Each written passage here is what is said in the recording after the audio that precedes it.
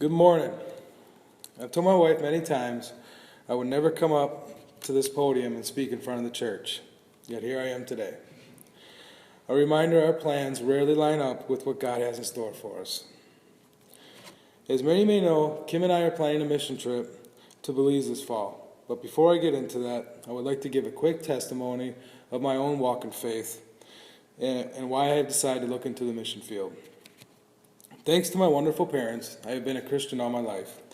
Born and raised a Christian, gave my life to Christ at the early age of 5 in Awanas, and have recommitted my life to Christ probably close to a dozen times. But I didn't always live a Christian life growing up, especially between the ages of about 17 and 30. Some might say I wasn't officially growing up until the age of 35, and that's probably pretty close to the truth. What changed in my life? Having children and watching my wife grow in her own faith. Over the years, I have watched her give her life to the Lord and grow closer and closer to Him while I sat on the sideline living for myself, mostly in a self-centered lifestyle. I felt I was still a good father and a good husband most of the time since we married in 2006, but in a godly aspect, that just wasn't the case. I was never fully committed to the Lord and His work, never had been, and many times I would shy away from standing up for my faith, mainly because I didn't want to offend somebody, cared too much about what they might think about me. Praying in public was a huge barrier for me until recently. What changed from there? At the age of 38, over a year ago, I began looking at my life and where it was going, and what good have I done with it? If I put it all down on a list, all the good things I've done and things that I was proud of, it would probably not be a very long list. Then I began asking myself, what was important in life? What is the most important thing? The obvious answer, God. Then why did I feel like something was missing in my life if I knew the answer to this question? Because I wasn't living the life He wanted me to live. So I began thinking, what needed to change in my life?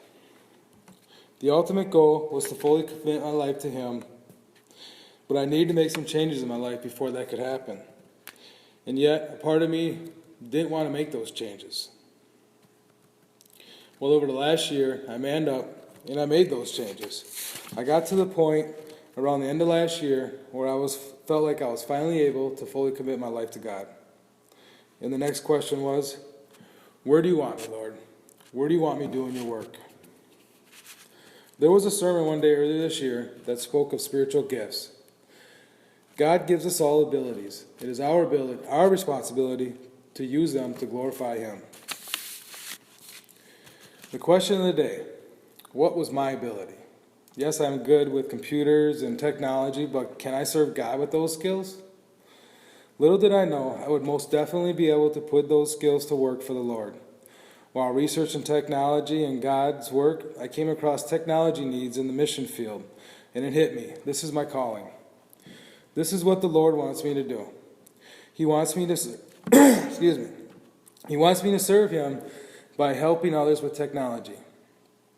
I began reaching out to technology groups in the mission field across the U.S. and looking for ways to serve Him.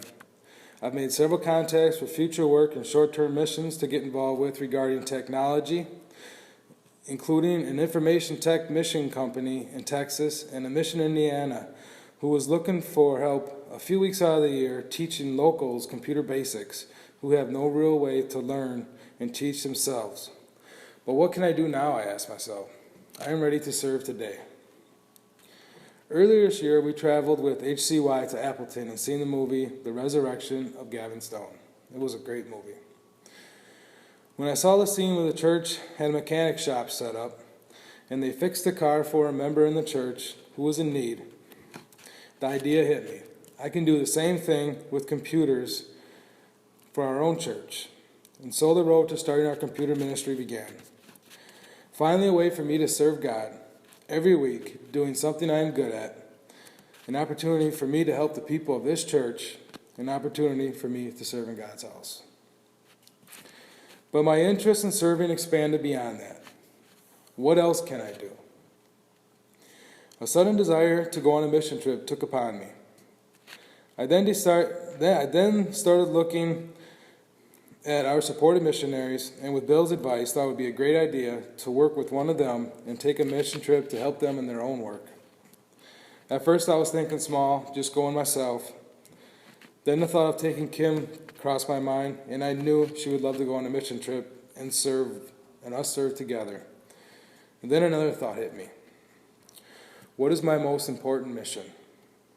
My children. I have 6 years before they're all 18, and they all begin leaving the home. Kim loves it when I say that, by the way. This gives me 4 to 6 years to lead them in the right direction, to teach them to follow God and to glorify Him in everything they do. So one day, when they leave our home and stop following my lead, they will still have a Father who is always there with them, that they can follow, who will lead them in the right direction, no matter when, where, or what they are going through. I was reminded my main focus needs to be raising them to be who God wants them to be, while I still have them in my grasp. So I decided taking my family on this mission trip was the only option. They are, after all, the future of the church. So I reached out to Craig and Jadine, who seemed delighted to hear from us. We have been in contact with them since March. I got to meet and spend some time with Craig in May.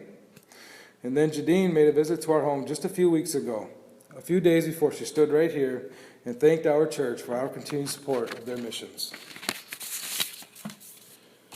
What would we be doing in Belize? Mostly we will be helping out with the Fritzlers in their own ministries. I will be concentrating on helping fulfill IT needs. The boys and myself may be helping with construction projects, and the girls will be helping where they can with Jadine's pregnancy center and with her daughter's foster care children. I don't know if this trip is going to be a one-time thing for our family, if we will go on a mission trip every year, or if this is going to lead us to be full-time missionaries.